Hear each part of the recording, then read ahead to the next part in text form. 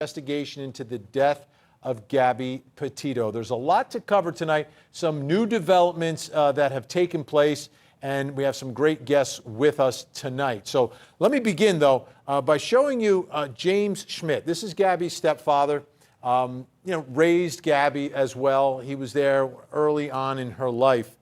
And something that he said on September 28th, this was the press conference that took place after they had the service for Gabby. Take a listen. Part of our goal was we wanted to bring her home as quickly as possible, but it's important for the FBI, the Teton County Sheriff's, the Teton County Coroner's Office to hold on to her for as long as they need. We want to make sure that no matter what, we do not impede their investigation in any way. We wanted her home immediately, but we understand their position, and we know that she's safe with them, and as long as she's with them. And it was a very tough decision to have to make to come home, but we felt it was important to come home so we could mourn her and celebrate her life and be with our family and friends. And when they're ready to release her, we will be bringing her home. I mean, it's extra heartbreaking when you think about it, but you can understand the family. Listen, whatever it will take to bring us some sense of justice, we can wait. We can wait. But this raises a question for me and a lot of people who are looking at this case and the investigation into the death of Gabby Petito. How long does it take? What would they be doing with the remains? How long should it take? And can we read anything into that? So let's bring in tonight's guest. We'll get some answers for sure. Joining us in Jacksonville, Alabama, professor of forensics at Jacksonville State University, forensic media analyst and former senior investigator for the Fulton County Medical Examiner's Office, Joseph Scott Morgan is with us. And in New York, private investigator who's featured in the Crime and Punishment documentary and the founder of Black Ops Private Investigators, Manuel Gomez. Great to have you both back here on the show. Joseph, I'll start with you. You worked at the Medical Examiner's Office in Fulton County and in other jurisdictions. Talk to us a little bit about the time that it takes, how long they would hold on to Gabby's remains, what they could be still investigating regarding those remains at this point. What are you reading into this? Well, first off, let's go back to the day that they completed her autopsy. That is the physical day when they were there. The entire team was there. They did their examination. Vin, you and I have discussed this before. They, essentially came out of that door that afternoon and said that we have a homicide. They ruled the manner of death as a homicide at that particular time. And this runs contrary to the way things are normally done.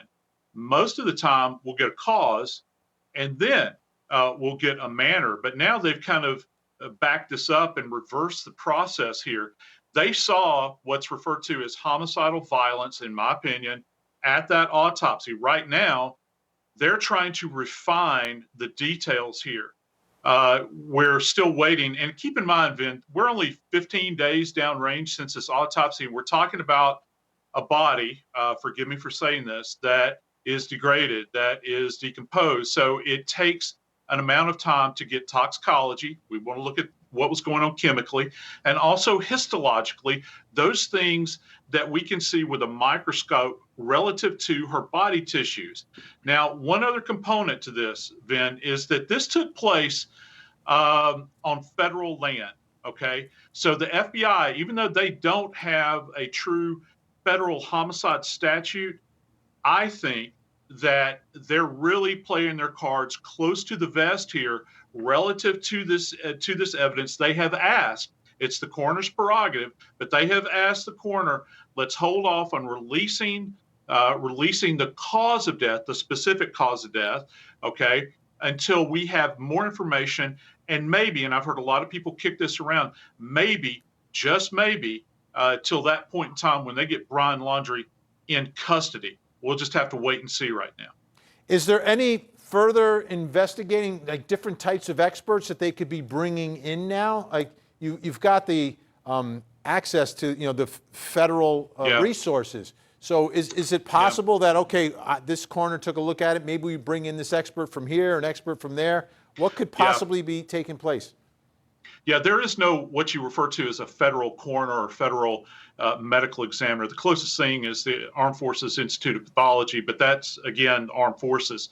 Now, at the Smithsonian, they have anthropologists, they have entomologists, they have all kinds of resources at their disposal, not to mention one of the finest crime labs in the world, which is the FBI crime lab. So they've got a lot of resources at their disposal. Now, Vin, I've got to tell you, you and I have had this discussion before, and I still believe that the forensic pathologist, because the tissues are so degraded, they're going to be looking for any kind of faint or hidden evidence, perhaps in the soft tissues. I'm very curious because of the events that took place in Moab, where we had the 9/11 caller that was saying, hey, there is a guy slapping this young woman around in the street. I'm really thinking right now about potential for ongoing abuse. Was this an abusive relationship? Is there some kind of healing or previous physical evidence that you can appreciate, such as resolving fractures, resolving bruises, abrasions, those sorts of things that would actually predate the time of her specific death and this homicide?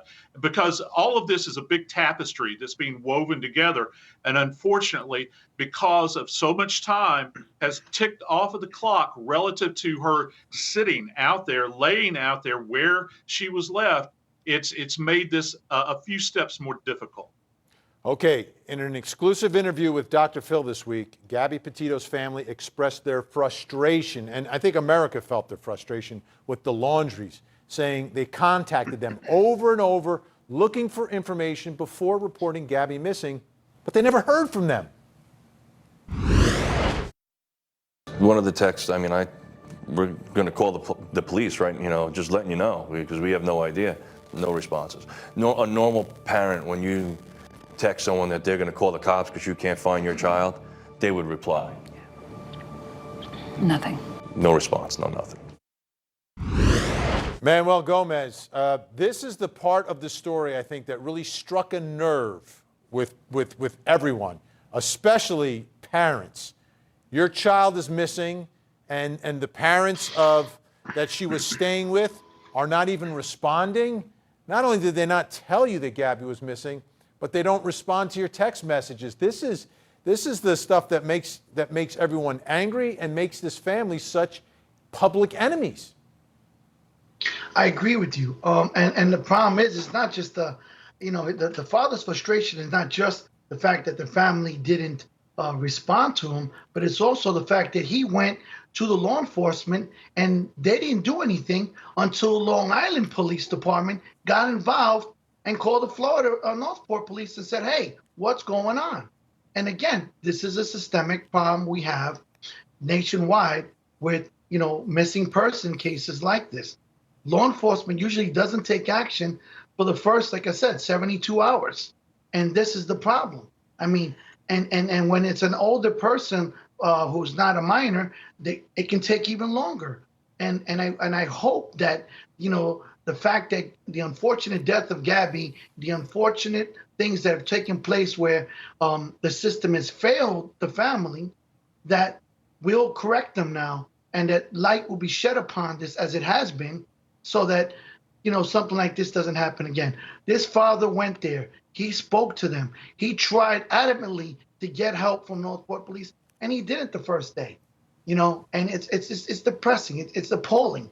And then now we have this guy still on the run. They're out in the park, still looking for him. He's not there. And, one of the things I would say to America is that we need to pay attention to what Brian Laundrie's physical features are. Right here on his hand, all right, he has a tattoo in the shape of a mountain with an X. On his middle finger is a floral pattern going from his knuckle to his joint, okay? If anybody sees him, they'll see that hand. If you see a tattoo on a guy's hand, which is shaped like a mountain right here, or if you see a floral pattern on a middle finger and the guy's wearing a mask, please call 911. Because most likely he's wearing a mask, taking advantage of COVID and being covert, okay? Except he's not wearing gloves. So people, we can spot him. Look for the hands. When you're at a gas pump, Look at the guy next to you. If he fits Brian's description, but he has a mask on, look at his hands. If you see that tattoo, please call 911. Put your phone on silent and screenshot it. This is what America needs to do so we can catch this man. That's such a great point, you know, because everyone's wearing a mask now, so it's a lot easier. Someone's on the run. Just keep the mask on the whole time. But there's other ways to identify him, as Manuel pointed out.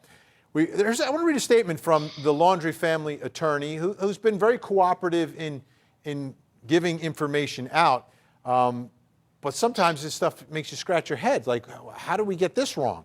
The Laundries apparently are now changing the timeline of when Brian left.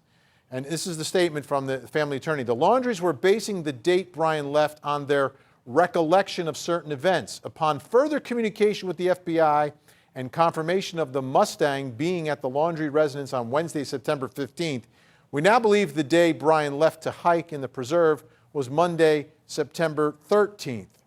Huh? Manuel, I'm going to start with you. I mean, for a living, you look for people who are missing. So from the Laundrie perspective, their son is missing, okay? From their perspective. Everyone else's perspective, he's hiding, okay? From their perspective, he's missing. They get the date wrong about when the last time they saw him?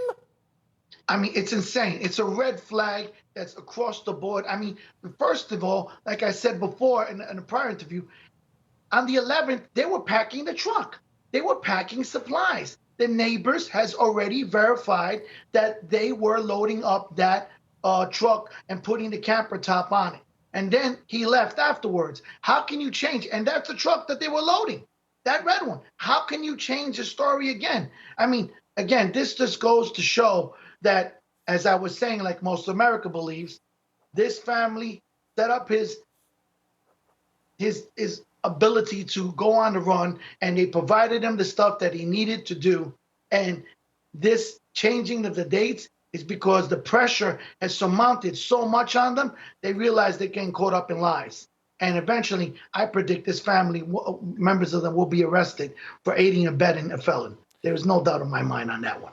Joseph Scott Morgan, this now adds another 24 hours lead time for Brian Laundrie. Yeah, it does. And do you know why that show, The First 48 Hours, is so popular? It's been around for years and years.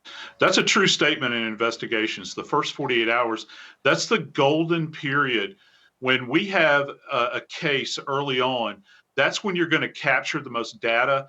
That's when you're going to be able to reach out to suspects, put your hands on them, or witnesses. You don't want them scattering to the breeze. And because they've chronologically added something to this, and not just added it, but it's deceptive. Vin, I've got kids, you've got kids. I think that we can probably remember the last time we had a conversation with them or that we interacted with them. I think that the lion's share of all of our viewers across America can remember this. How can you not remember this? How can you have this void in time? And I can't imagine maybe one person would have it, but both parents. Now you throw the sister into the mix, which I think, again, she, out of everybody at this point in time, is kind of a chink in the armor. She's stated, there's headlines out there that are busting all over the place. They're saying, they're throwing me under the bus here. You got the attorney, you got the parents. I don't know. She's even making statements like, they ask her, do you think your brother had anything to do with her death? She's like, I don't know. Are your parents covering up for him? I don't know. So I think, going to the earlier comment, I think that this is what you would refer to from an investigative standpoint as a point of leverage or a point of pressure. You see kind of a crack in this whole thing, in this familial unit. That's where pressure needs to be applied. And look, I'm not telling investigators anything they don't already know. I'm sure that they are going to, let's see, how can I say this? Exploit this opportunity with every chance they get. I want you to take a listen to Dennis Davis. This is a man we talked to on the show earlier this week. He's a hiker himself and believes that he came into contact with Brian Laundrie near the Appalachian Trail. Take a listen. And then he turned around and looked at me and he said, man, I'm lost. And I said, well, I'm not from around here, but maybe I can help you. Where are you trying to get to? And he said, I'm trying to go to California. And, I was thinking to myself, wow, well, that I wasn't expecting that. And then he went on and said, my girlfriend and I got in a fight, and she called me and she told me she loves me, and I've got to get to California. I told him, well, I-40 is right there. I mean, we were just a half a mile off of I-40. I said, you can get on I-40 and take that west and go all the way to California. And he said, no, I'm going to stay on this road. And the road that we were on was just a small 2-lane country road. He said, I'm going to stay on this road and take it to California. Kind of bizarre. I want to show you the area where he says he interacted with the person he believes was Brian Laundrie. Obviously, no one knows. It's the Appalachian Trail on the Tennessee-North Carolina border. And specifically, let's go in now to Waterville Road. And that's where he says all of this took place. So the Haywood County Sheriff in North Carolina has also posted some information relative to all of this, saying that the Haywood County Sheriff's Office has received a number of calls regarding the sighting of Brian Laundrie over the past several days. Each one is being investigated thoroughly, and areas of concern are being searched, but all to no avail. We will continue to respond and fully investigate all calls for service related to the nationwide search for Mr. Laundrie within our jurisdiction. Thoughts? Manuel Gomez, your thoughts, first of all, about the Appalachian Trail theory that is out there. Well, I think the Appalachian Trail theory is a distraction. And the reason why, Brian is not an idiot, okay? He knew that he wants to go towards California. The guy told him the directions, but he played it off and says, well, I'm going on stick on this trail. All right. It goes back to my theory again, him saying California. What is he doing? He's going to locations where there's border towns to get out of here. There is no doubt in my mind that this kid, there's a very strong possibility that this kid hit the border of Mexico somewhere in California. Okay. Because he knew that was his way out.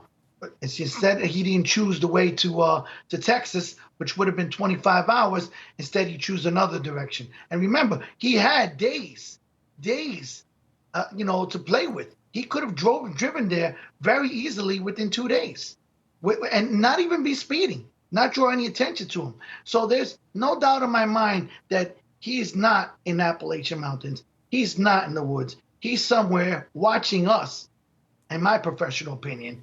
Okay. And I think we need to focus on these border towns because that's where he would most likely have head to. And the thing I like about that is that we have video surveillance there. There are facial recognition systems that they'll walk through that you can see. So, but unfortunately, I haven't heard anyone say that they've tapped that resource and looked into that. So I don't believe it's in the Appalachian Trail, and I believe that this was a total distraction by him. Joe Scott Morgan, I only have like 10 seconds, literally 10 seconds here. Your thoughts about the Appalachian Trail? I don't buy it either. I agree with Manuel. I'm thinking dense population centers, potentially blending in with the homeless population. Tampa, St. Pete, that area, cooling his heels until he can make a break for it. Okay. When we come back, we're going to open up tonight's unsolved case file. Where is Jermaine Charlo? Went missing, just 23 years old. That story next.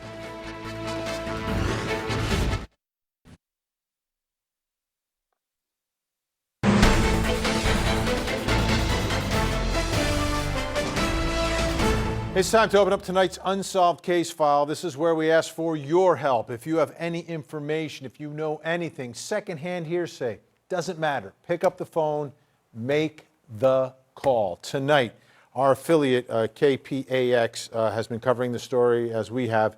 Jermaine Charlo, 23-year-old mother of 2, missing. We need to find her.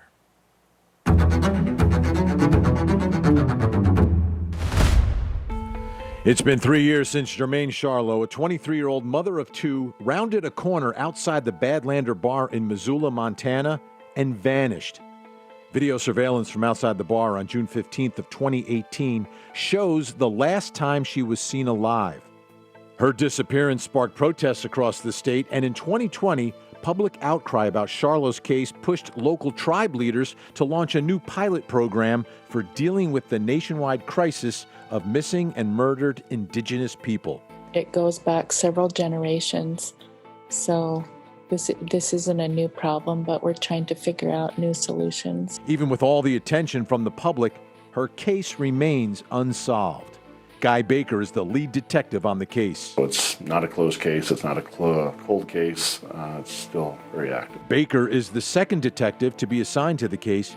He took over the investigation 11 days after Charlo went missing. I think you always look to the past to see if you can do better. You try to do the best job you can under the circumstances, but looking back, some things could have been done a little differently that I think would have been beneficial, but nothing was done wrong or was detrimental, I should say, to the investigation.